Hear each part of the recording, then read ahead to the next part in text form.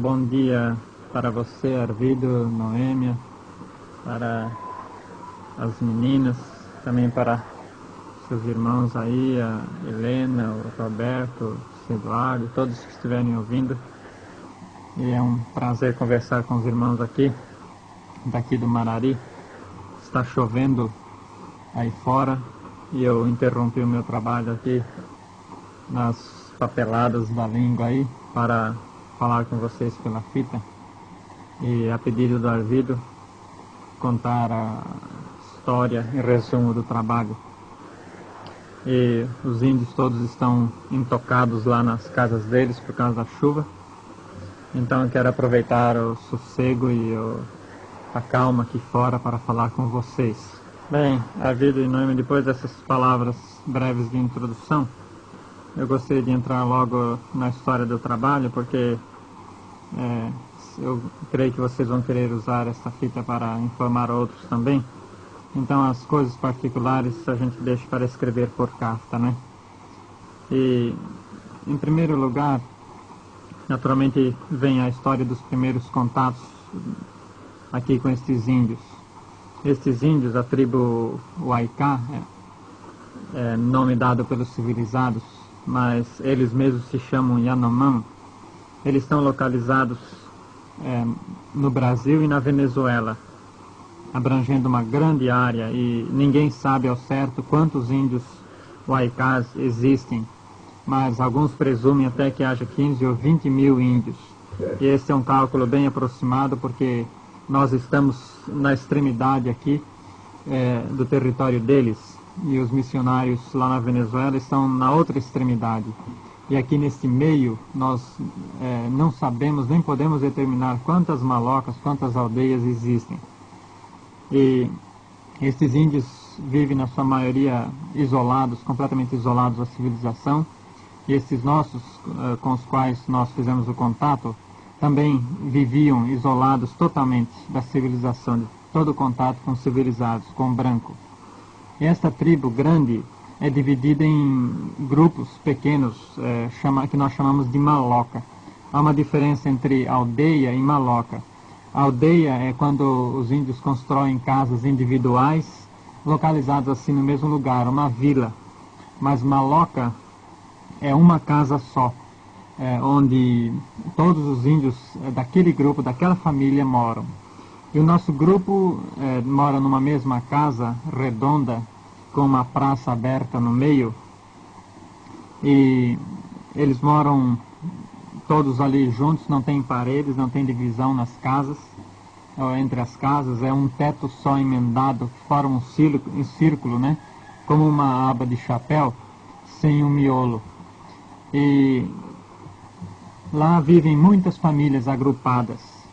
Eles são parentes entre si, quase todos.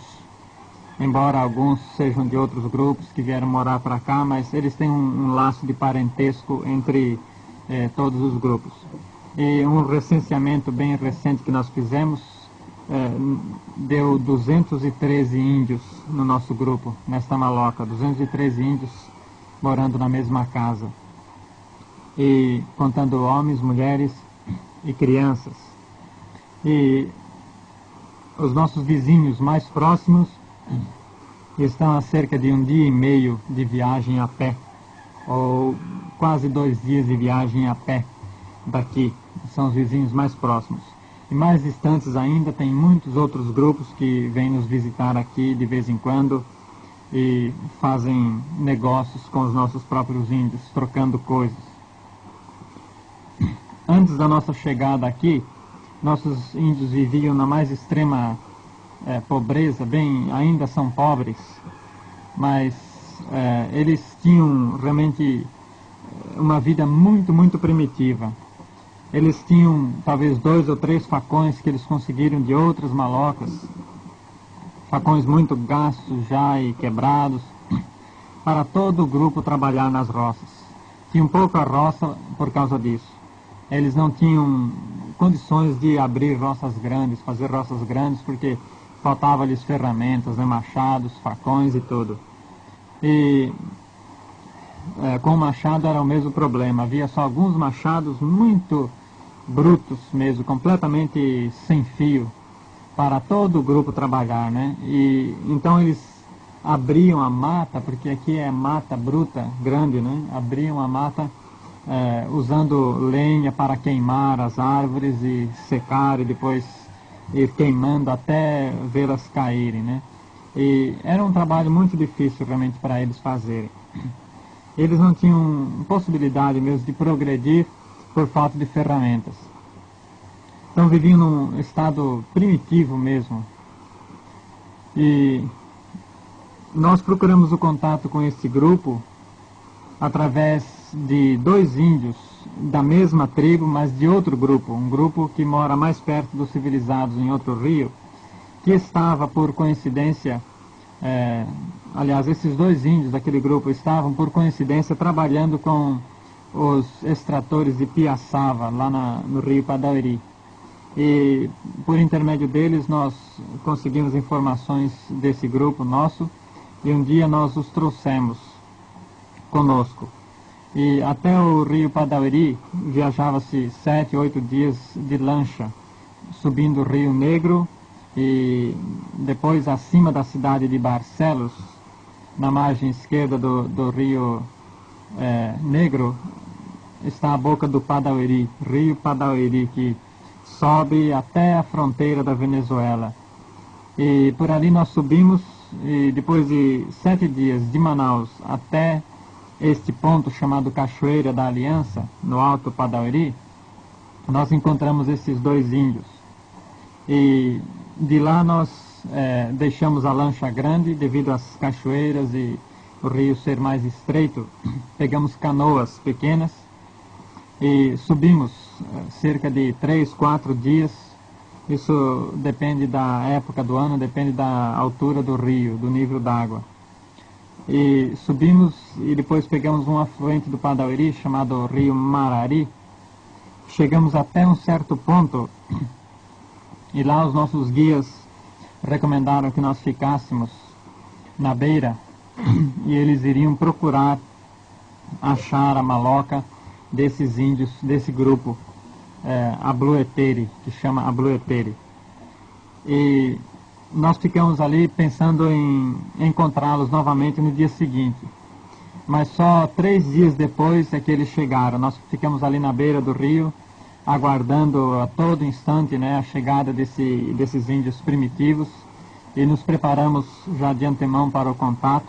Trouxemos presentes como facões, machados, facas e linha, anzol, coisas assim de utilidade para eles, para trocarmos ou darmos de presente.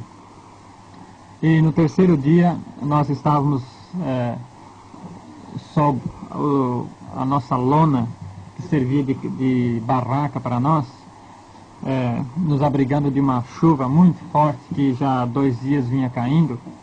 Então ouvimos um barulho ali na mata e logo chegaram os nossos 2 guias sozinhos. Nós até nos assustamos um pouco, pensamos, perdemos toda a viagem porque os nossos guias voltaram sozinhos, não encontraram. Mas qual foi a nossa surpresa ao vermos lá atrás das folhas das árvores alguns homens parados.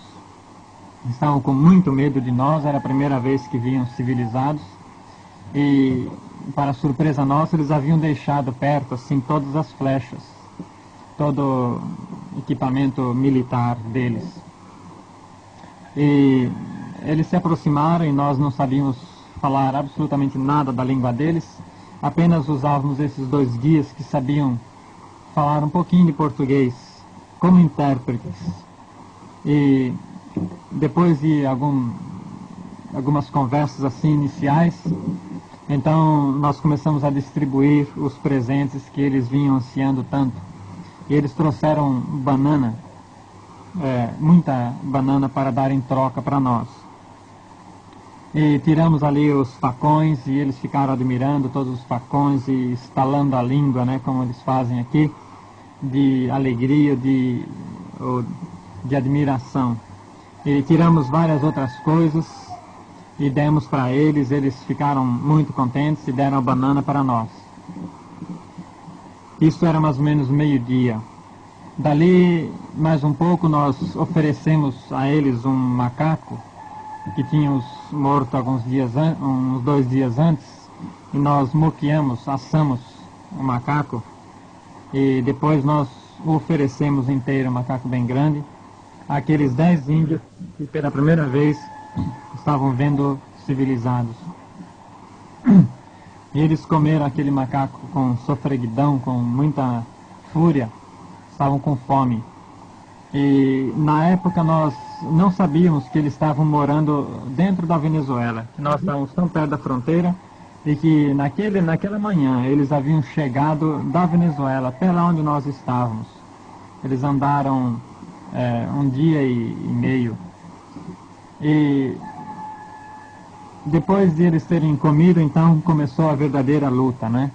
Eles não estavam acostumados com os civilizados, e na cultura deles, tudo que eles têm, eles são obrigados a dar para o outro quando o outro pede. Então, se a pessoa tem alguma coisa e não quer que o outro peça, ele também não pede, né? Mas eles eles não tinham nada que despertasse a nossa cobiça, né? Então, nós tínhamos muita coisa que despertava a cobiça deles. Eles começaram a pedir tudo. Pediram roupa, queriam tirar a roupa do nosso corpo, queriam tirar a faca que estava na cintura, queriam mexer nos nossos sacos de viagem para ver o que tinha lá dentro, pedindo as redes de dormir que nós tínhamos. E foi uma verdadeira odisseia, né, para nós o resto daquele dia, até a noite. Aquela luta com os 10 índios que nunca tinham visto civilizado, e realmente era difícil porque não podíamos nos comunicar com eles. E finalmente nós começamos a perceber que a situação estava ficando bem tensa, e até alguns dos mais velhos estavam voltando para... Nós percebemos isso através dos movimentos, que eles estavam voltando para buscar as flechas que haviam deixado na mata. Nós não sabíamos qual era a intenção deles, mas de qualquer forma aquilo não nos deu muito sossego, né? Nós então, só para fazer uma demonstração para eles, derramamos um pouco de gasolina no chão e pusemos fogo, né, para eles perceberem, vamos dizer, o milagre do líquido queimando, né? E eles ficaram muito impressionados. Nós pegamos então umas 7, 8 latas que usávamos para gasolina, para o motor de popa, e colocamos ao nosso redor assim. Então, dessa forma nós nos livramos deles temporariamente até chegar à noite. Quando anoiteceu, eles construíram rapidamente ali umas barraquinhas bem rudes, bem simples, com folhas da mata, e passaram a noite. Então nós passamos a noite assim, dormindo com um olho e com o outro olho vigiando, né? De fato, ao anoitecer, eles se acomodaram lá, e parece que eles tinham muito medo das nossas lanternas e medo da noite. Então a noite foi mais ou menos sossegada. Então, antes de amanhecer, sendo ainda escuro, nós já começamos a tirar as nossas redes e arrumar as nossas coisas e colocar na canoa para sairmos imediatamente após clarear o dia um pouquinho, porque já tínhamos estado com ele, já demos tudo que trouxemos para ser dado, e já prometemos voltar num futuro próximo, de forma que não nos restava outra coisa para fazer lá, e seria só aguentando pressão e talvez criando uma irritação neles. Então nós entramos, quando nós estávamos carregando as coisas para a canoa, então eles levantaram também, puxavam pelas nossas camisas, pelas calças, e queriam tirar a faca que nós tínhamos, queriam puxar o saco de viagem que nós usávamos, e foi uma luta, até que conseguimos colocar tudo na canoa, pulamos da canoa, desamarramos, nossos guias pularam também, e nós fomos embora. Quando ligamos o motor de popa, antes de ligar o motor de popa, todos estavam na beira olhando, os 10. E ao ligarmos o motor de popa, só vimos o barulho das folhas na mata, né? Eles desapareceram completamente. Então nós saímos, fomos embora. E logo percebemos que ia ser uma grande luta trabalhar com esses índios devido à agressividade deles. Eles não eram nada calmos e tinham um sentido assim de agressividade, eles queriam tudo o que nós tínhamos, e já percebemos que isso fazia parte da cultura deles, e eles não entendiam que nós tínhamos uma cultura diferente, que certas coisas são nossas, outras coisas nós podemos dar. Eles achavam que se nós realmente viemos com intenção amiga, tínhamos que dar tudo, então a gente ficaria sem a roupa do corpo, sem a canoa, sem nada, né? Então percebemos que ia começar uma grande luta, e de fato, nos primeiros anos tivemos muita luta, até hoje ainda enfrentamos o problema de eles pedirem tudo, se bem que agora aquele espírito de agressividade passou, né? Nós começamos então a fazer os preparativos para o segundo contato, algum tempo depois, arrumamos a canoa e as coisas, saímos da nossa base. A nossa base ficava na Cachoeira da Aliança, no Rio Padauiri. Construímos nossas casas lá, de lá nós saímos para fazer as viagens para o contato com a tribo. Naquele tempo eu era solteiro ainda, minha esposa Lídia estava estudando no Instituto Bíblico Peniel. E tínhamos apenas correspondência assim, já nos preparando para um futuro casamento. E subimos o Rio Padauiri novamente, no começo do ano de 66. O primeiro contato foi no ano de 66. E de lá para frente nós ficamos apenas 2 companheiros, não podíamos fazer viagem. Tínhamos que esperar o nosso terceiro companheiro, que ia chegar em novembro. Depois que ele chegou em novembro, nós construímos a casa para ele, então logo depois, em março de 66, fizemos a segunda viagem de contato. Dessa vez nós queríamos ir até a casa deles, a Maloca, e ficar lá pelo menos uns 2 meses. E no segundo dia de viagem, tinha uma árvore muito grande atravessada no Rio Marari, de uma beira a outra. O Rio Marari é estreito, e tinha uma árvore atravessada impedindo nossa passagem. Eu pisei na árvore, comecei a cortar, e o machado enroscou num galho, desviou e cortou, abriu o meu pé no meio, entre os dedos. E dessa forma nós não pudemos subir mais o rio, continuar a viagem, devido ao acidente um tanto grave, e voltamos para a nossa base na Aliança. Gastamos 10 horas de viagem e chegamos às 11 horas da noite, e Deus nos guardou das pedras e cachoeiras. E no dia seguinte, logo cedo, o nosso colega João Enz deu 14 pontos, 7 em cima e 7 embaixo, fechou, e depois de algum tempo eu sarei, graças a Deus. Os outros contatos foram feitos, 2 dos contatos foram feitos por nosso colega João Enz, porque depois do acidente eu viajei para São Paulo para acabar de recuperar, e também esperando o casamento que se deu em meados do ano de 66.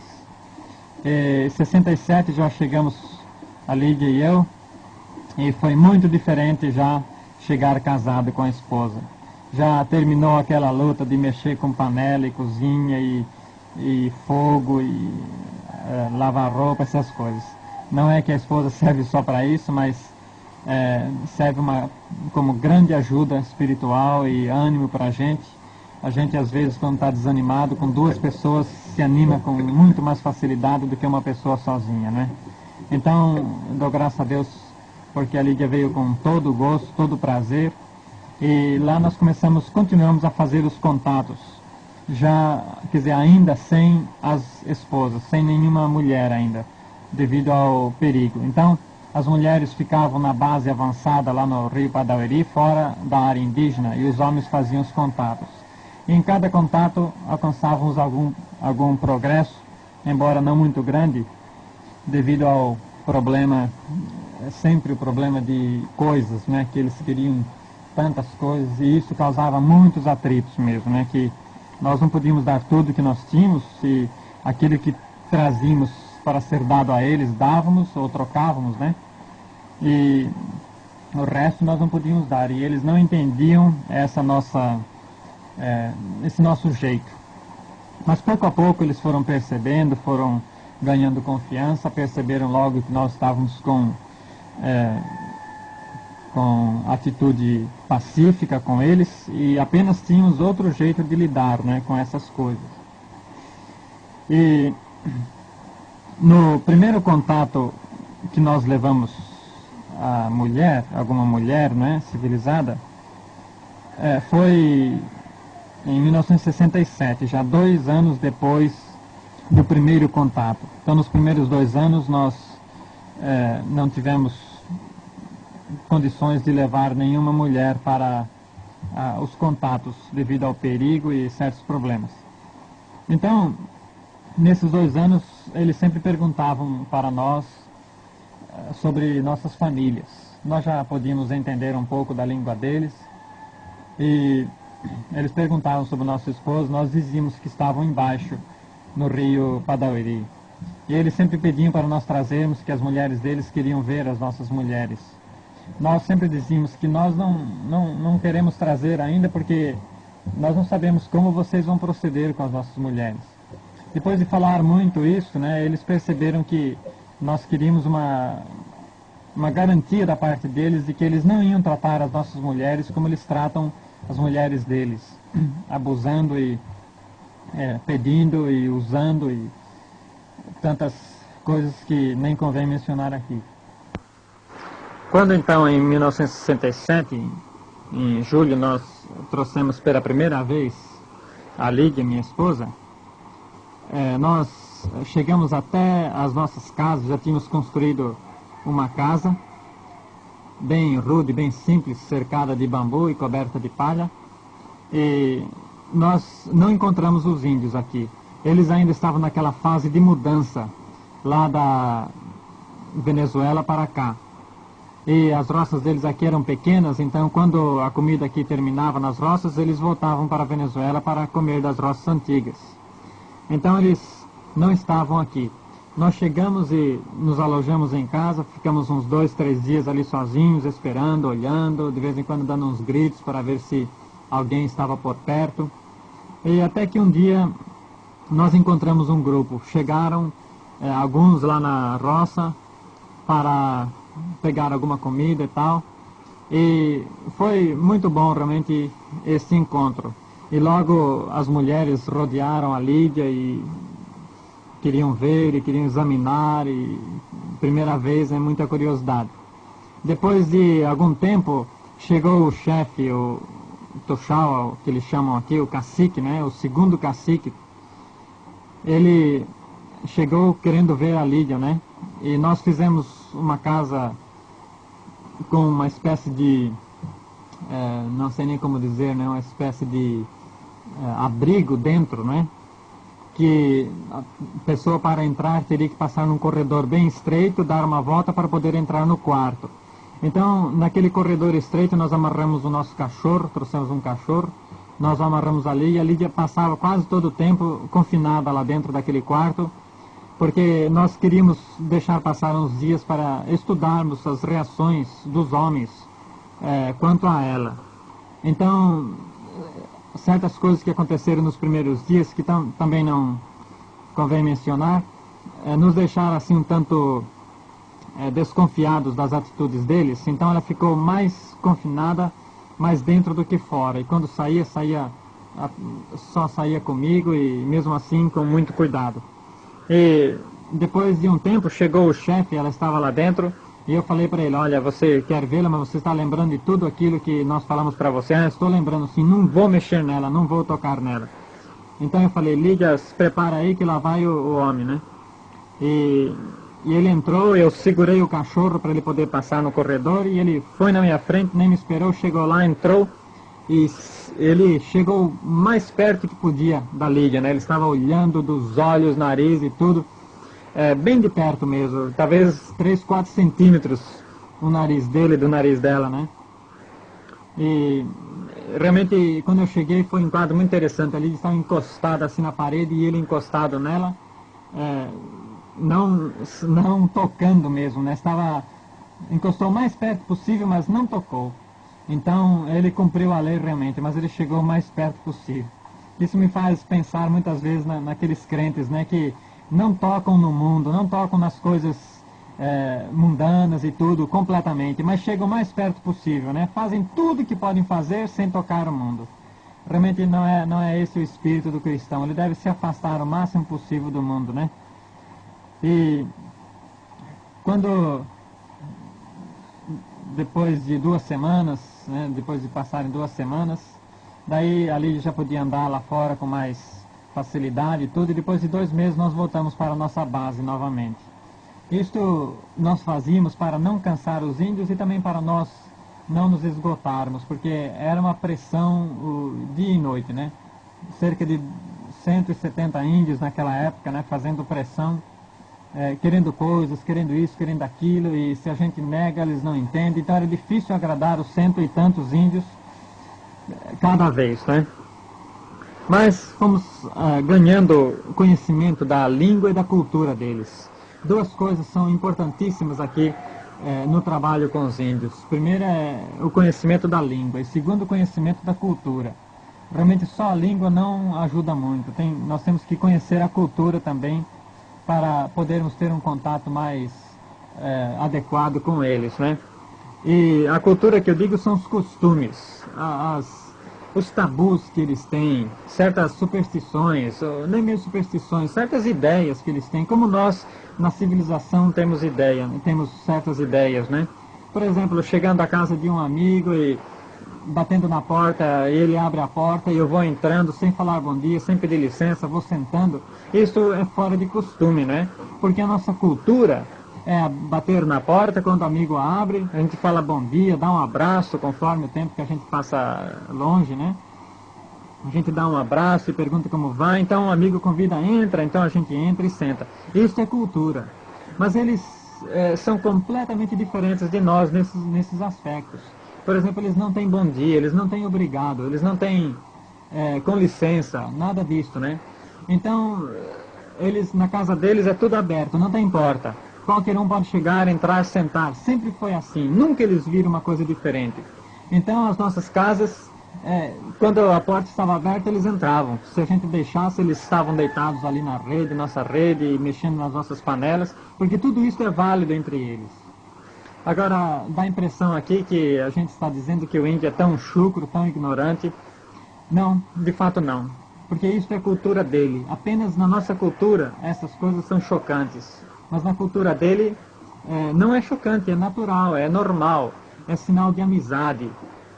E as nossas coisas é que são chocantes. Eles não entendem, por exemplo, por que eu sou seu amigo e ainda preciso pedir permissão para entrar na sua casa. Como é isso?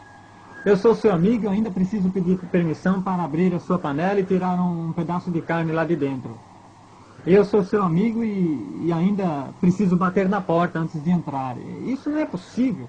Quer dizer, para os índios, a nossa cultura, nós é que somos os chucros, né? Porque colocamos tantas leis para os nossos próprios amigos. Nós deixamos o amigo entrar, o amigo entra na sala e fica lá na sala. E o amigo nunca se levanta, entra lá no quarto, deita na nossa cama, sem permissão, sobe lá no sobrado, e entra aqui, entra lá, mexe aqui, abre um armário, tira uma panela, tira uma xícara, e vai se enfiando sem pedir permissão, sem perguntar. Ninguém faz isso na civilização. Mas para os índios aqui, estas coisas, estes costumes são ofensivos. Então nós tínhamos que estabelecer assim uma média, né? Permitir certas coisas para eles e, além disso, não deixar ir longe demais para não perdermos o controle sobre eles. Então nós tínhamos que entrar com muita lentidão, bem devagar mesmo, para não lhes sermos ofensivos e ao mesmo tempo começarmos a lhes ensinar que nós temos certos costumes diferentes. Então, nós, para evitarmos muitos problemas, nós vínhamos sempre com o mínimo. Vínhamos com quase nada de comida nossa, comida estranha que eles não conhecem. Dependíamos quase só da comida deles aqui, comprada, né? Comprada, digo, por anzóis, linha e materiais assim de utilidade para eles, como panelas ou facas, facões, tesouras. E esses índios começaram então a perceber que existe uma diferença entre eles e nós. E eles também começaram a estudar a nossa cultura, né? Embora não assim com lápis e papel como nós, mas começaram a perceber que nós temos certos costumes diferentes, começaram a aceitar certos costumes. Então, alguns costumes que eles têm, alguns aspectos da cultura que eu quero mencionar aqui, por exemplo, a poligamia. o costume de um homem ter várias mulheres. Nós temos homens aqui com uma, duas, três, e temos 2 ou 3 homens que têm 4 mulheres, 4 esposas. E é um costume deles, né? Não é um peso para a família, porque as mulheres é que fazem a maior parte do trabalho pesado. As mulheres ajudam os homens a trabalhar nas roças, as mulheres suprem toda a lenha que a maloca precisa para se esquentar durante a noite, porque eles dormem nas redes e não têm roupa. E então eles precisam do fogo para se esquentarem durante a noite. E além disso, precisam do fogo para cozinhar durante o dia. Então as mulheres é que fazem todo esse trabalho mais difícil.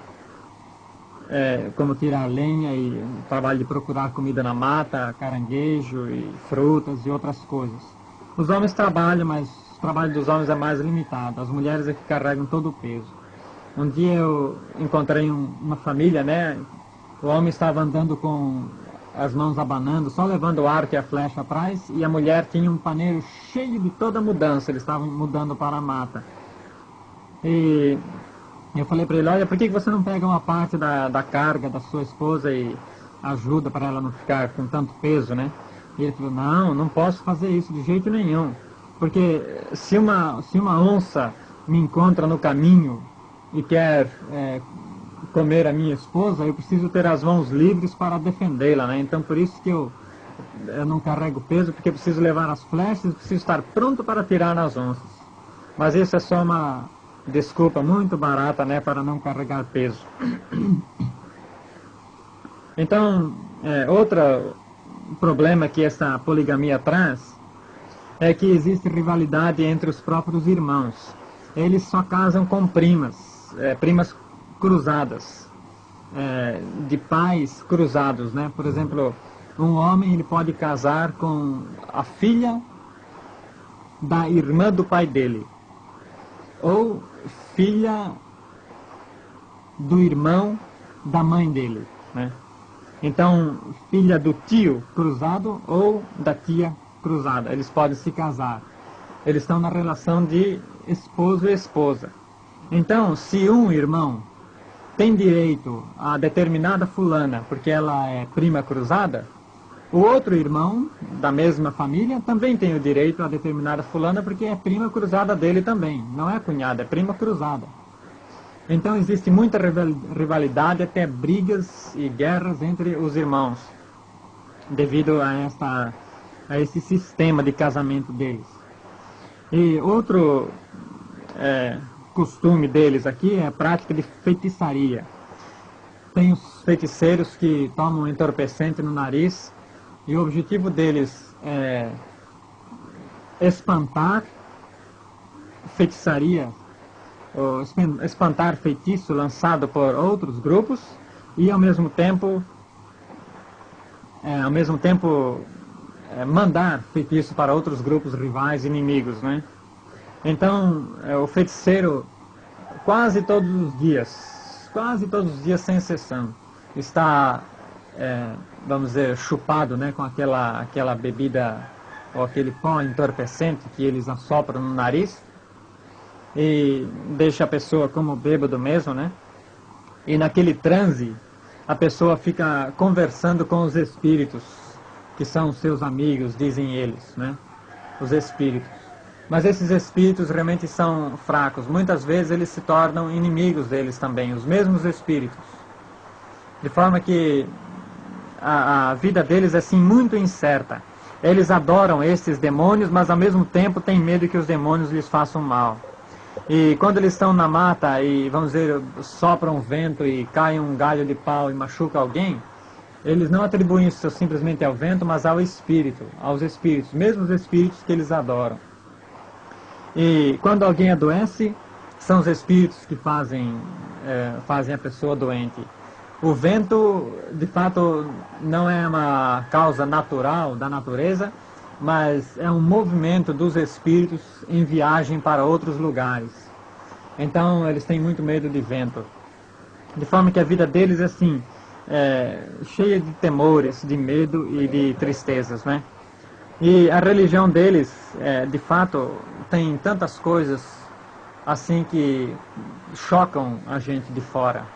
E eu estava com um índio nosso aqui, faz pouco tempo, poucos meses, lá no aeroporto de Manaus. Nós o levamos para Manaus para ser tratado no hospital de uma enfermidade tropical. E estávamos no aeroporto para mandar o rapaz de volta para Boa Vista, em Roraima. E de lá ele viria para cá no pequeno avião da Missão Asas de Socorro. E lá um fiscal da alfândega logo percebeu que ele era índio, chegou perto de nós e disse que este é índio. É sim, é um índio. Então ele disse que o senhor trabalha lá com ele. Eu falei, eu trabalho lá com ele, sou missionário lá. Ele disse que a pior coisa que se pode fazer é pregar o evangelho para esses índios. É ir lá mexer, porque eles são felizes do jeito que eles estão. Eles estão contentes, eles vivem felizes ali isolados. A pior coisa é o senhor chegar lá e pregar o evangelho para eles e ensinar a religião para eles. Eu falei, olha, meu caro, o senhor pensa assim porque o senhor está trabalhando aqui no aeroporto. O senhor já visitou uma tribo alguma vez? Não, nunca fui. E como é que o senhor tem essa ideia? Ele disse, é a primeira vez que eu estou vendo o índio agora, ele disse, né? Eu falei assim, como é que o senhor pensa assim se o senhor está pela primeira vez vendo o índio agora? O senhor não conhece os índios? Mas eu leio. Eu falei, bem, o que se lê não se pode confiar. Se o senhor passasse um mês lá conosco, na nossa tribo, o senhor ia mudar de ideia imediatamente. O senhor ia mudar de ideia. Eles não são felizes como se parece. Então ele começou a fazer algumas perguntas, né, para mim sobre o jeito deles e tudo. E parece que cada resposta que a gente ia dar às perguntas que ele fazia era sobre o assunto de religião. Eu falei, olha, isso faz parte da religião. Por exemplo, a guerra sobre mulheres, né? A religião deles ensina que eles devem manter sempre ativos os espíritos e os demônios que existem dentro do peito deles, né? Assim que eles chamam, peito, não coração, mas no peito. Eles devem manter sempre ativos aqueles espíritos, aqueles demônios. E para mantê-los ativos, eles precisam matar, derramar sangue, ser bravos, atacar, e lutar, né? Guerrear e roubar mulheres. E o roubo de mulheres realmente é a prova máxima de que a pessoa está completamente tomada mesmo pelos demônios. Isso é a religião deles. Então uma pessoa, para dar lugar a toda a consagração religiosa, ele precisa fazer essas coisas. Ele precisa ir lá na outra maloca, matar e roubar mulheres para mostrar, provar aos outros e provar para si mesmo que ele é realmente um homem poderoso, porque ele é possuído pelos demônios. É religião. Então eu falei isso para ele, olha, o senhor está achando bonita a religião deles? O senhor está achando bom? É boa a religião deles, né? O senhor queria fazer parte da tribo deles? Falei para aquele fiscal da alfândega. O senhor gostaria de ter nascido lá, hein? Que os homens chegam na sua casa de madrugada para matar o senhor e levar a sua mulher e as suas filhas cativas, né? Isso faz parte da religião. É boa a religião deles, né? Então ele ficou assim meio perturbado e disse, parece que o negócio lá é fogo mesmo, né? As pessoas pensam assim, que o índio é feliz, que a religião deles é boa, porque não conhecem, porque nunca viram o sofrimento deles. E outra coisa, quando eles morrem, que sofrimento terrível, angústia, porque eles não sabem para onde a pessoa vai. E muitos dizem hoje, só existe o corpo, né? Só existe o corpo. Quando morre o corpo, acaba tudo. Não vai para lugar nenhum. Mas olha, mesmo nessa tribo primitiva que não tem nenhum conhecimento da salvação, e da eternidade, do céu, nada absolutamente disso, né? Eles têm a noção de que o homem é dividido em 3 partes, corpo, alma e espírito. E o espírito deles sempre vai para algum lugar, eles não sabem para onde, mas o espírito não morre, é só o corpo que morre. Para dar segurança ao futuro do espírito de um morto, eles são obrigados a socar todos os ossos do morto num pilão, depois de o morto ser cremado, né, no fogo, e depois eles tomam aqueles ossos numa cerimônia muito triste, chorando, batendo nos peitos, puxando o cabelo, né? Tomam aqueles ossos do querido morto com mingau de banana para garantir um futuro, vamos dizer, de paz para aquele morto, né? Mas nós sabemos que isso não lhes dá garantia nenhuma. Isto são só coisas que os demônios inventam e colocam nas suas cabeças. Eles, portanto, não são felizes como muitos pensam. Eles não têm aquela certeza, aquela paz, aquela alegria, aquele gozo, sempre estão com medo, sempre estão com medo. Medo dos inimigos, medo dos feiticeiros, das feitiçarias, medo de doenças. E um dia tinha um rapaz com malária, o Sansão, pegou malária aqui. E nós queríamos dar medicamento para ele. Disse que não adianta dar medicamento porque eu não estou doente de doença, eu estou sendo atacado pelo demônio, né? Eu falei, não, isso é malária que você tem, você está com febre, olha, vou dar uma injeção em você. Ele não quis e amarrou um pano na cabeça para aliviar a dor, diz ele. Um pano não, era um pedaço de casca de árvore em vira. E amarrou na cabeça e saiu correndo pela mata, como um doido, deslocado mesmo. E os outros familiares saíram correndo atrás dele para evitar que ele cometesse alguma coisa horrível, né? E ele correu na mata e ficou sozinho correndo na mata até de tarde, de manhã até a tarde que ele chegou novamente, cansado, magro, abatido, porque estava com febre. Depois nós o tratamos e ele sarou. Mas ele estava fugindo, eu perguntei para ele depois que ele sarou, eu perguntei, por que você estava correndo? Ele disse que eu estava fugindo para ver se eu ficava livre desses espíritos. Então, eles são felizes na religião que eles têm, fugindo na mata, correndo, para ver se ficavam livres dos espíritos, e realmente não ficavam, né? Só o Evangelho que pode transformar estas vidas, estes corações. Outra coisa que eles têm aqui na cultura deles é a guerra. Já mencionei alguma coisa a esse respeito, a guerra. Há 3 motivos para a guerra. Primeiro é o roubo. Quando outros grupos vizinhos chegam perto e começam a roubar coisas das roças. Este é o motivo para se começar uma guerra. Outro motivo é feitiçaria. Por exemplo, morre alguém numa aldeia, um feiticeiro morre, um homem de grande influência. E logo eles atribuem aquela morte a alguma coisa sobrenatural, não alguma coisa natural, uma doença ou coisa semelhante. Então alguém deve ter provocado a ira aos demônios, né, que os demônios o mataram. Então lá à noite qualquer outro feiticeiro sonha com o nome de algum indivíduo, de alguma outra maloca, por aí vizinhos ou mais distantes. Então no dia que chegar algum visitante daquela maloca, se o feiticeiro sonhou realmente que eles são os culpados da morte daquele homem, no dia que ele aparecer e entrar na maloca, como um visitante, né, amigo, etc., ele será morto. E isto é sempre um motivo para a guerra. Cada morte precisa ser vingada. Então, mais uma vez, a religião deles mostra para nós que a religião deles não é realmente uma coisa agradável como muitos pensam, mas os torna infelizes, e tristes e sempre com medo. Até quando os nossos índios vão visitar outros grupos amigos deles, eles vão naquela incerteza, né? Será que eles vão nos matar? E às vezes eu pergunto, mas por que eles são amigos? Bem, não sei se morrer alguém lá e eles vão dizer que fomos nós que jogamos feitiço, eles podem nos matar. Então sempre eles entram com aquela incerteza. Imagina, né? Se eu fosse visitar você, Arvido, hein? E se alguém ficasse doente na minha casa e fosse visitar você, ou na sua casa, né? Se alguém ficasse doente e eu pensasse, puxa, alguém está doente lá na casa do Arvido, acho que ele vai pensar que fui eu que provoquei a doença. E fosse naquela desconfiança, né? A gente nunca pensa nisso. Mas entre eles é só assim, é sempre assim que eles procedem, né? Portanto, mais uma vez, isto prova que a vida deles é triste, é cheia de superstições, cheia de tabus, né, que os fazem muito tristes e completamente entregues, né, às trevas, às superstições, não são felizes. Bem, acho que já estou chegando no fim desse lado da fita, vou deixar para o outro lado, para contar mais algumas outras coisas que acho de interesse para todos. Então, acho que desse lado já é suficiente e já falei demais, né? Então, vou virar para o outro lado.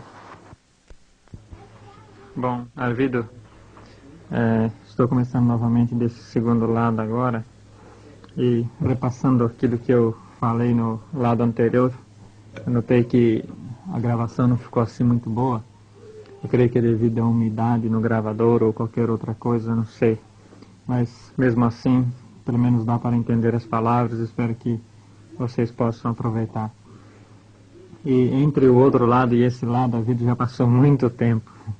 Eu parei no lado anterior, num dia bem calmo, né, e comecei a gravar naquele dia calmo.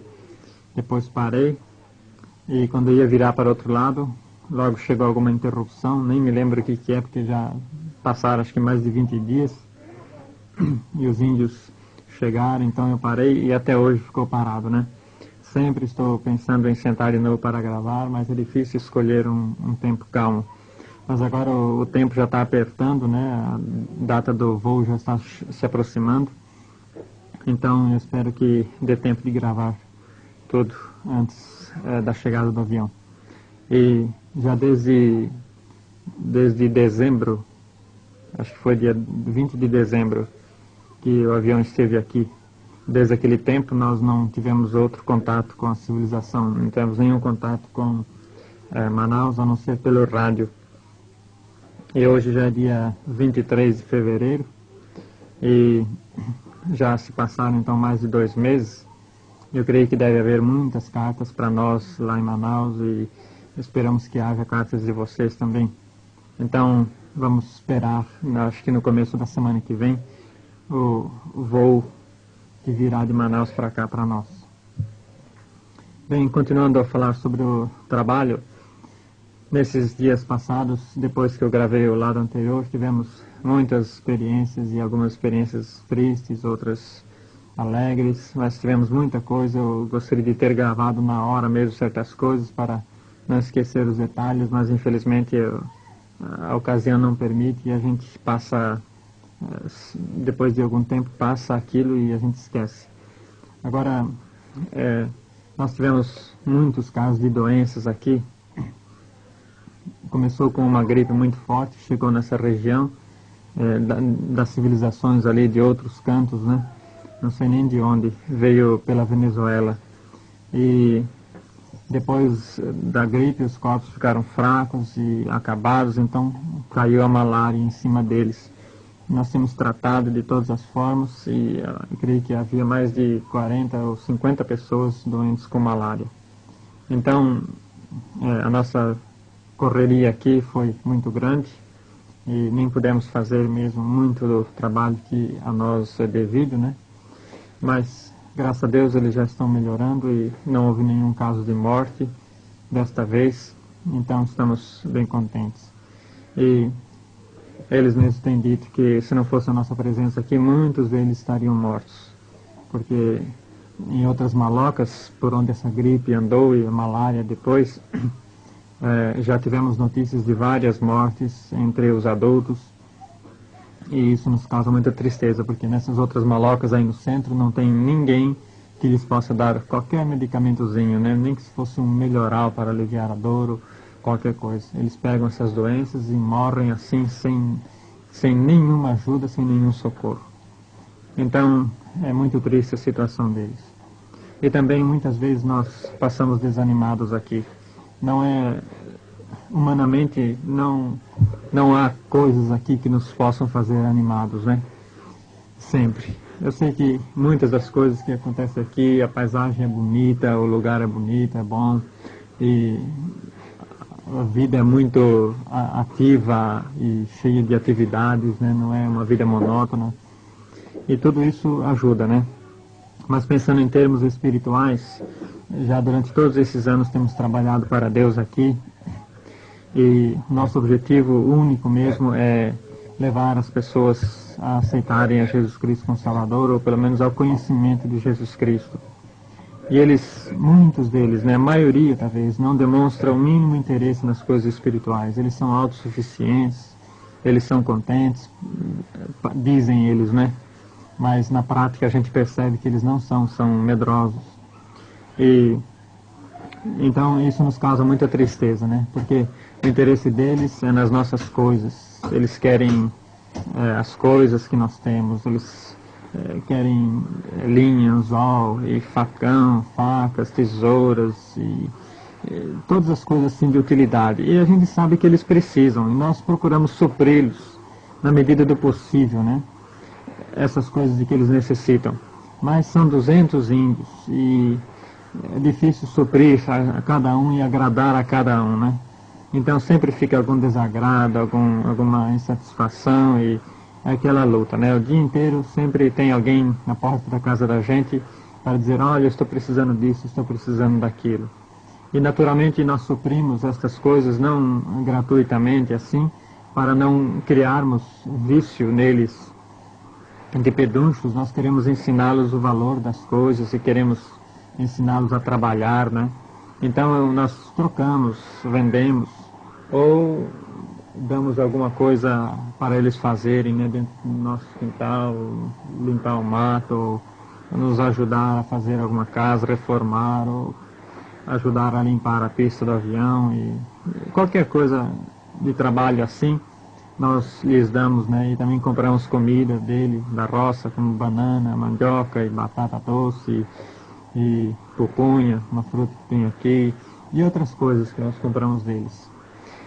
Então, muito do nosso tempo é tomado com estas coisas, e isso nos causa um pouco de tristeza, mas pensando no fato que não há outro jeito de trabalhar com este povo, a não ser fazendo isso, não há outro jeito de atraí-los, a não ser fazendo isso, então a gente está disposto a fazer, né? Uma coisa que a gente faz com peso no coração, mas sabe que é preciso.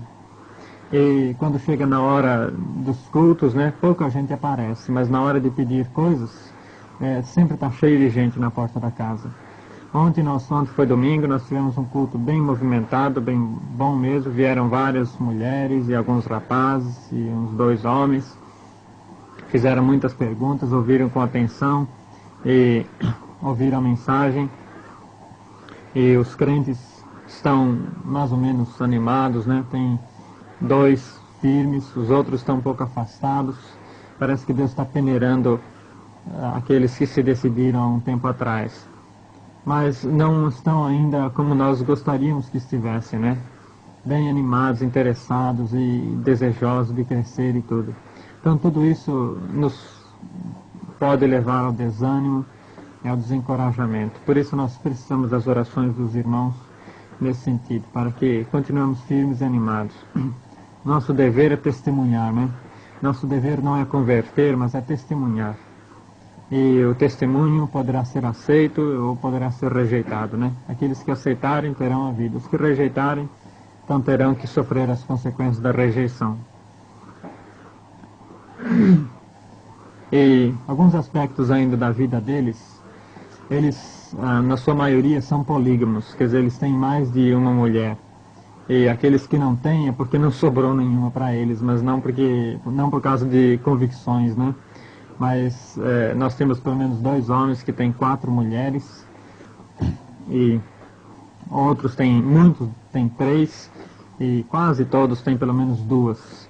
Alguns que têm uma mulher só é porque a segunda morreu, ou não há outra, né, para suprir a falta daquela que morreu. E as formas de casamento são muito simples. A menina, desde a idade de talvez 3, 4 anos, já é prometida a alguém, né? E aquela pessoa trabalha para o sogro. Não é um trabalho assim, realmente, muito como Jacó trabalhou, né, para ganhar aquelas esposas dele. Não é um trabalho tão duro, não precisa trabalhar 14 anos como Jacó, mas ele tem que dar um pouco de carne, suprir um pouco de fruta, qualquer coisa assim, para o sogro, né, de vez em quando, e para poder ganhar a menina. E quando a menina chega numa idade de 8, 9, 10 anos, ela já começa a andar com o homem, sair com o homem, para caçar, ou ela anda com ele afinal, né? Então depois, quando a menina chega a ser moça, na idade da puberdade, então ela finalmente pega a rede dela e vai lá e ata a rede dela embaixo da rede do marido, né? Então, é essa simples cerimônia de casamento deles. Agora, elas são entregues, então, assim, sem, sem serem consultadas, né? O pai não vai consultar a menina se ela quer ir com aquele homem ou não quer.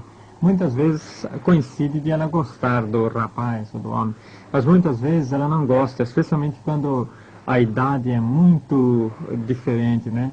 Por exemplo, tem certos homens aqui que, com calculadamente 40 anos, estavam ganhando algumas meninas aí, uma menina de 8, 10 anos. Então a menina fica apavorada, né, em ser esposa de um velho e um disparate desse de idade. Então, daí vem o sofrimento, né? Ela não está pronta mesmo a obedecer o marido em tudo, porque não ama e tem medo dele. Então ela sofre, ela muitas vezes é queimada e com tição de fogo, ou leva pauladas na cabeça e coisas semelhantes. Anteontem nós estávamos aqui em casa, vimos uns gritos aí perto da nossa casa e era um marido batendo na esposa. Ele queria ir para a roça com ela e por alguma razão ela não quis ir, não respondeu aos apelos dele. Então ele pegou o arco que ele estava levando e tacou na cabeça dela e abriu uns 2 cortes profundos mesmo no couro. E estava sangrando, o sangue corria pelas costas até os pés. E ela passou chorando. E é assim a vida deles, né? Sempre estão sofrendo. E durante a última guerra aqui, não é a última guerra mundial não, viu? É a última guerra aqui, né? Entre 2 tribos, a nossa tribo e uma outra lá da Venezuela. Os nossos índios roubaram pelo menos umas 14 mulheres a primeira vez e mais umas 6 na segunda vez, umas 20 mulheres pelo menos. No decorrer dos anos, algumas dessas conseguiram fugir, escapar, mas outras estão por aqui ainda, a maioria. E elas sofreram muito no início. Algumas mulheres eram casadas, sem filhos, e elas foram raptadas, roubadas lá durante o ataque. E vieram para cá deixando os filhos pequenos lá, elas sofriam muito, choravam muito, né? Mas como eu disse no lado anterior, assim era a vida deles, para provar que eles são realmente homens e machos e tanta coisa, né? Eles têm que guerrear e têm que matar e roubar mulheres, então assim eles serão considerados como homens verdadeiramente adultos e tudo. Isso faz parte da religião deles. Então, esse pessoal que costuma dizer que a religião do índio é boa, devemos deixá-los como eles estão, né?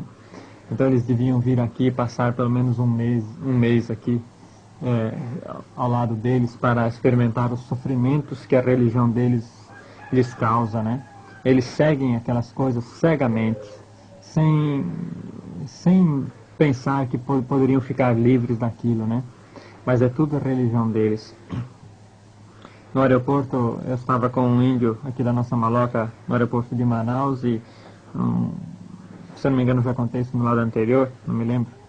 Mas o homem falou, vamos deixá-los como estão, porque eles são felizes assim na religião deles. Então eu convidei para passar um tempo aqui conosco, e para examinar mesmo a vida deles bem de perto. A pessoa muda de ideia completamente. Então, eles precisam de alguma coisa que substitua. Até o homem aqui primitivo, completamente isolado, né? Ele sente a necessidade de um contato com as forças assim espirituais, sejam quais forem, né? E as primeiras forças espirituais que eles encontraram foram os demônios. A gente percebe isso claramente. Portanto, nós vemos que o homem foi criado assim, com aquela necessidade, com aquele sentimento de necessidade, né? De uma força espiritual externa que possa preencher aquele vácuo, aquele vazio dentro deles. E eles procuram então preencher esse vazio com os demônios, com as coisas espirituais, mas das trevas. E agora, se nós vamos destruir estas coisas espirituais deles, como a civilização vai fazer sem dúvida, sem colocar outra coisa no lugar para substituir, nós então estamos tirando o ar daquele vácuo e deixando um vácuo mais profundo ainda, né? Portanto, nós estamos pregando uma coisa que pode substituir de maneira muito poderosa e melhor, como nenhuma outra coisa pode substituir, né? O Evangelho do nosso Senhor Jesus Cristo. Nós damos graças a Deus por podermos pregar-lhes este Evangelho. Então vamos pensar ainda mais alguns aspectos, outros aspectos da vida deles.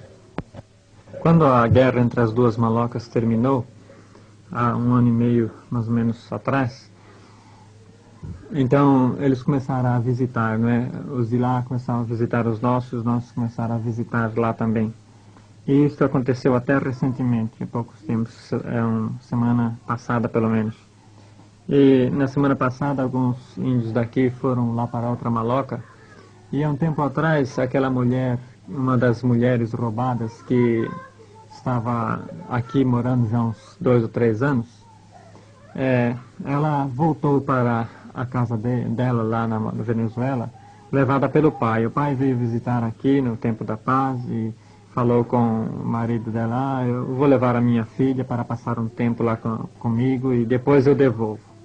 Tá bom, então passaram-se uns 2, 3 meses e o rapaz foi lá de novo na semana passada para buscar a mulher. E ela deve ter só uns 15 anos, 16 pelo menos, está grávida. E ela não gosta muito dele porque ela sofreu muito, apanhou muito e ela está cheia de escoriações pelo corpo do sofrimento que ela teve com ele. E ela chegou lá na maloca e certamente ela não quis voltar mais. Então o marido chegou lá para buscar e o pai falou: não, agora ela vai ficar aqui, eu não vou devolvê-la mais, né? Então os índios de lá voltaram, 6 rapazes que foram lá, voltaram com muita raiva e chegaram aqui, já comunicaram tudo isso para o nosso povo. Então o nosso povo começou a se preparar já para sair ontem, domingo, lá para pegar a mulher à força de volta. Isso significa já o começo de uma nova guerra, de um novo litígio, né? Porque aqueles de lá estão pensando que eles estão com a razão, porque a mulher é deles, a mulher não pertence a esta maloca. Então nós começamos a entrar aí, falar com um, com o outro, dizendo que deixa assim como está, porque se fosse uma das mulheres de vocês que tivesse fugido para outro lugar, então vocês tinham razão de ir buscar de volta. Mas não foi mulher de vocês, foi deles que voltou para a casa dela. Então, não há razão, motivo para vocês irem. Mas eles estavam firmes mesmo no propósito de ir e queriam lá, e disse que estavam prontos para qualquer coisa, até para matar e brigar se fosse necessário, por causa de uma mulher. Então, no sábado à noite, nós nos reunimos aqui em casa e começamos a orar a Deus e concordamos nos nossos corações que devíamos pedir para Deus mudar a ideia deles de alguma forma. E enquanto nós estávamos orando, nós ouvimos os gritos lá na maloca de ânimo, né? Um estava animando o outro, assim que eles fazem sempre antes dos grandes empreendimentos. E estavam gritando, animando-se uns aos outros, mas nós oramos com fé, pedindo que Deus mudasse os planos deles e transformasse este intento em nada, né? E frustrasse tudo. Então, nós finalmente paramos de orar depois que veio uma paz ao nosso coração, uma certeza de que Deus estava já respondendo às nossas orações. E fomos dormir, e no domingo de manhã nem tivemos muita curiosidade de perguntar para o pessoal se eles foram ou não foram, porque tínhamos a certeza que Deus tinha feito alguma coisa.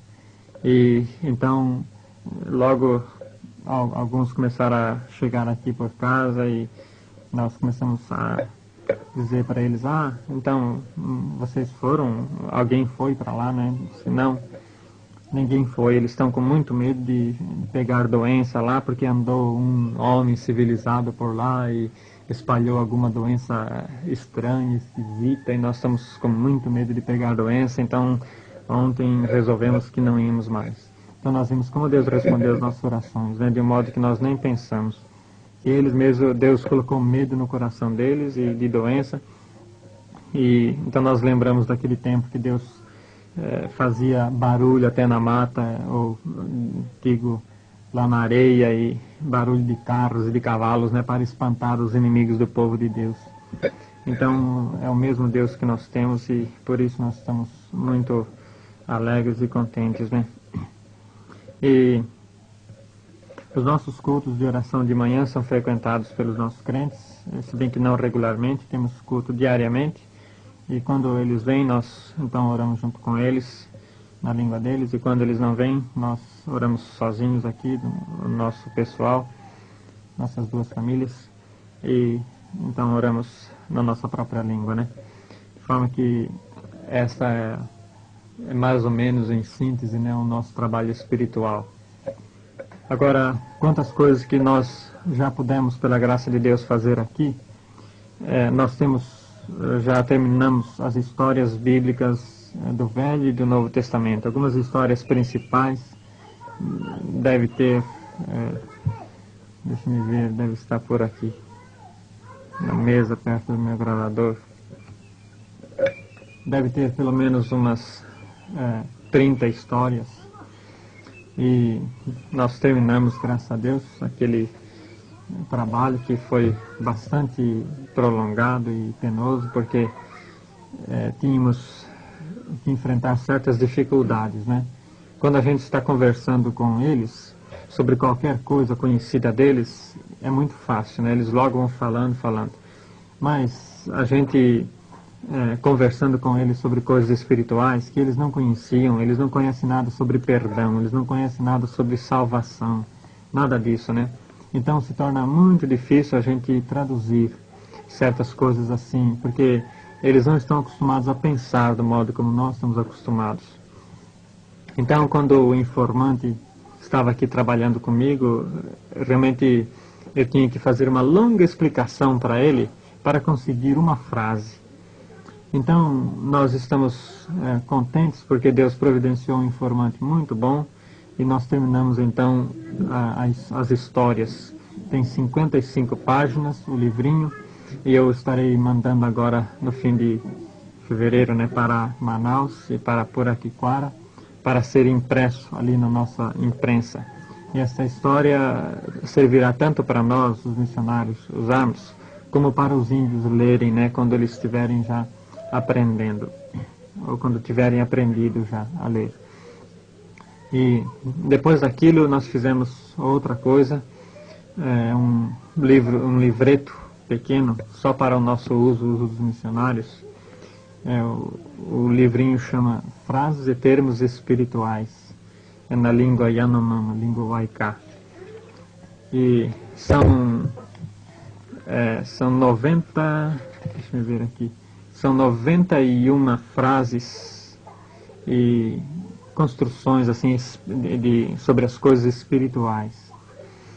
Então, serve tanto para o nosso próprio uso, como para os missionários novos que talvez venham trabalhar aqui, tomar o nosso lugar, quando nós já estivermos com a barba branca. Aliás, a minha barba já está branca, mas parece que não é sinal de velhice ainda, só de talvez trabalhar num lugar muito mofo, muito úmido, né? E então damos graças a Deus também por esse trabalho que conseguimos completar, não é? E é muito simples, mas é uma coisa que nós podemos usar e que o Espírito Santo pode usar para falar ao coração deles. E também preparamos um pequeno inário com 6 hinos. Os irmãos já viram o inário com 6 hinos? Não é o cantor cristão com 500 e tantos hinos, né? Um ináriozinho de 6 hinos. Mas, como diz ali em Zacarias, né, ninguém pode desprezar os humildes começos, né? Então, vamos começar assim humildemente e talvez algum dia nós tenhamos alguma coisa maior e melhor, né? E então estou trabalhando agora no dicionário, continuando o trabalho do dicionário que eu já comecei faz talvez 1 ano e meio, e também é um trabalho cansativo, cansativo assim para a mente, digo, porque a gente tem que pensar muito, né? Muitas vezes há uma palavra que coincide com uma outra palavra nossa em português, né? mas ela tem outros sentidos que nós não temos. Então é difícil descobrir realmente aquele sentido.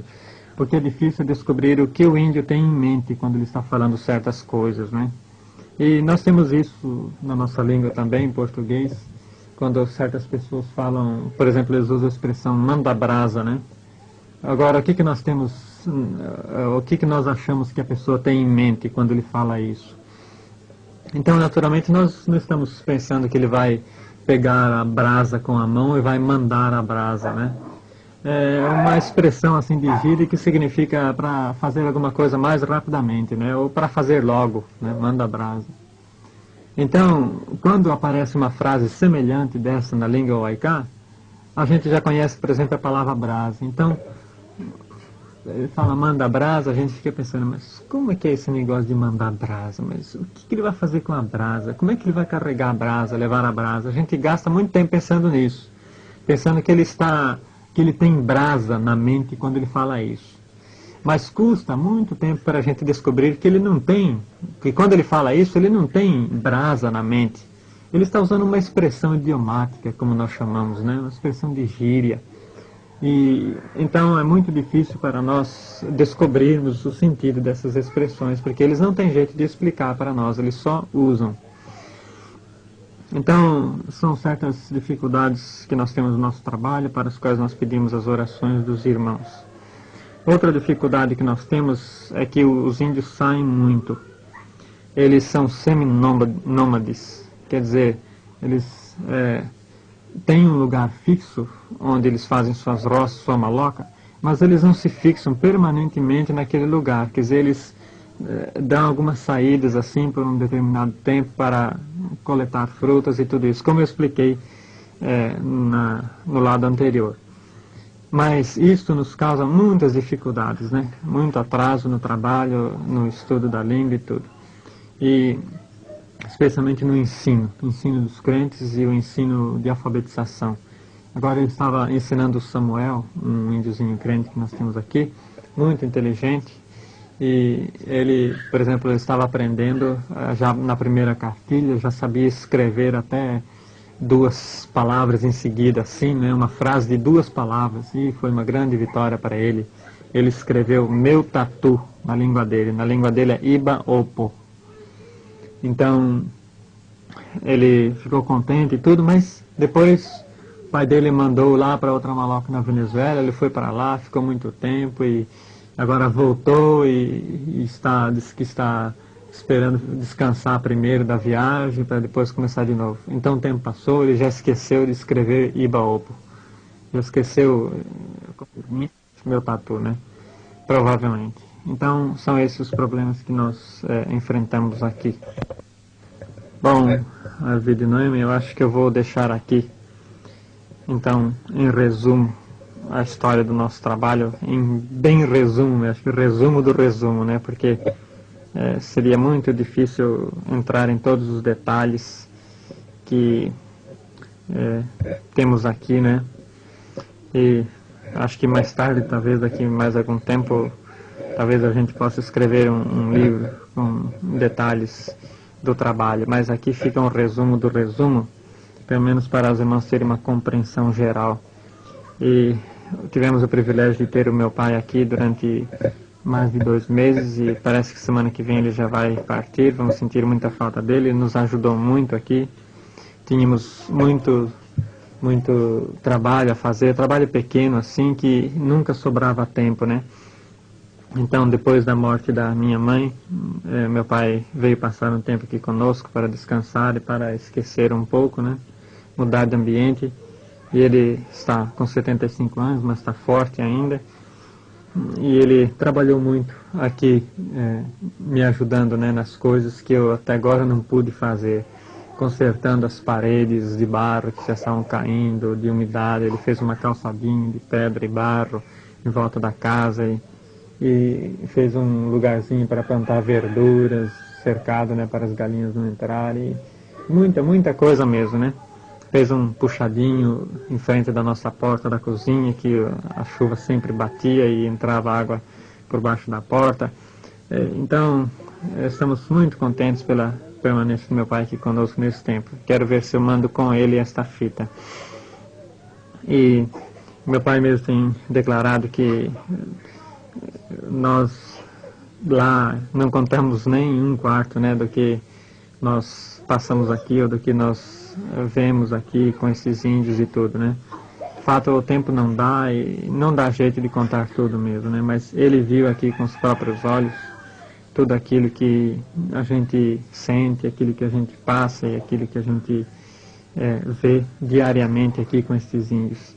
Ele viu briga, ele viu gente com cabeça quebrada, rachada, pelo menos umas 6, 7 pessoas, né, com cabeça rachada, das pauladas, né, que são as formas de castigo que eles recebem.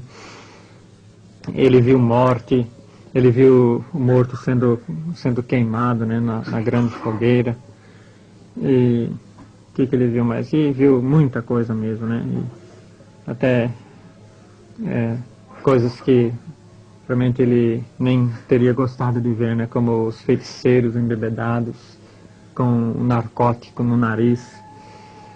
Então, fica aqui o resumo do nosso trabalho. Deixamos um forte abraço para vocês, para toda a igreja, para o pastor Gunnar, Dona Mirza, seus filhos, todos esses queridos irmãos que nós amamos tanto, né? E acho que vou mandar uma carta para vocês também.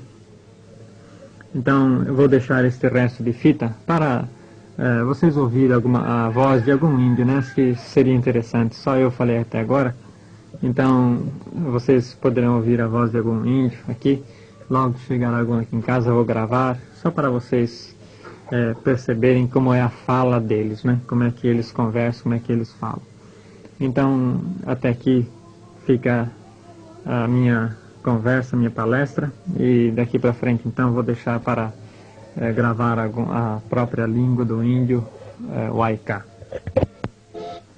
Bom, agora eu vou fazer umas perguntas aqui para o Noé. Nós vamos conversar, os irmãos vão ouvir a voz dele. Noé, ini mau tabarruta, tabarruta. Esta Amana kuma beja hum. benar tabayar tabarnya niablai, mahata jublai. Đấy, opo, paruli, Porsche, ware, Ini ha, nyapi, malasi, tabasyirikia mas, tersirikai. tabasyirikia. Kulenu, manyepe, tebekan niata lah. Muito excelente. Contando quantos tipos de caça que eles caçam na mata, todos esses tipos. Trabalhar com o trabalhar rumo. Awak tebelah rasa atau bermakan. Rasa tapi makan. Rasa. Kurang tetap berkain jauh masih. Kurang tetap kan jauh makan. Ya masih. Pada nak mau yang moma, api kena materi. Pada aku mah, sesuatu aku. Bây giờ tôi bên cây cứ vậy đấy.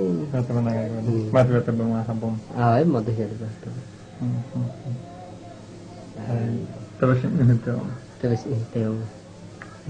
Nah, ya masih sekali toba, ai sedikit kali. Kemudian berhir. Tatam berkai. Tatam berkai orang kabel. Mereka kemarin sih itu. Ai.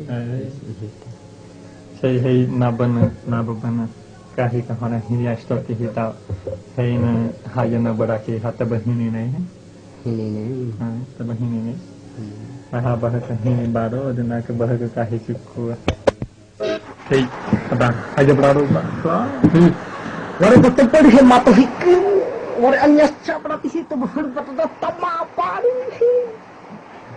Parece que ele está com muita raiva, né? Mas esse é o jeito deles conversarem, né? Entre eles. E ele está conversando aqui para os irmãos ouvirem como é que eles se conversam entre eles quando eles estão visitando outros. Então, no começo, eles não tinham o nosso jeito, eles falavam desse mesmo jeito conosco, né? Nós tínhamos muita preocupação, né? Pensando que eles estavam com muita raiva, né? Mas é só o jeito deles conversarem uns com os outros quando eles estão visitando outros malocos, falando assim com os visitantes, né? Então, eu acho que eu vou deixar até aqui com Noé. E mais tarde talvez eu vou gravar mais alguma coisa, talvez do nosso culto domingo. Jesus Cristo no hora não rimai, retorrama uri ribra, opi que ramo Yahua, ibanohiam. Ibanohiam. Aí. Jesus Cristo no hora não rimai, retorrama uri ribra, opi que ramo Yahua,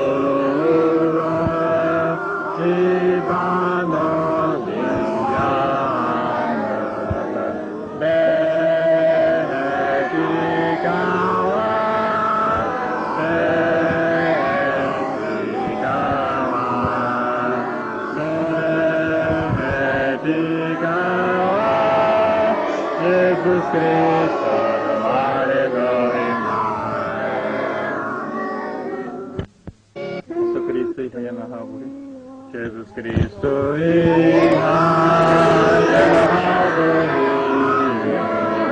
Jesus Cristo,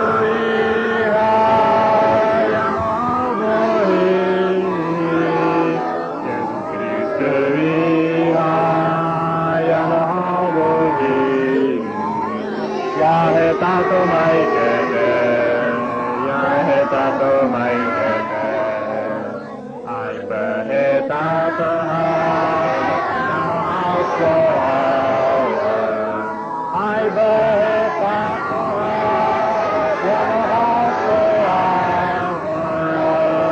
Ai behe tato ha, Yahe tato mai kete. Ai te bai ya ai te bai ya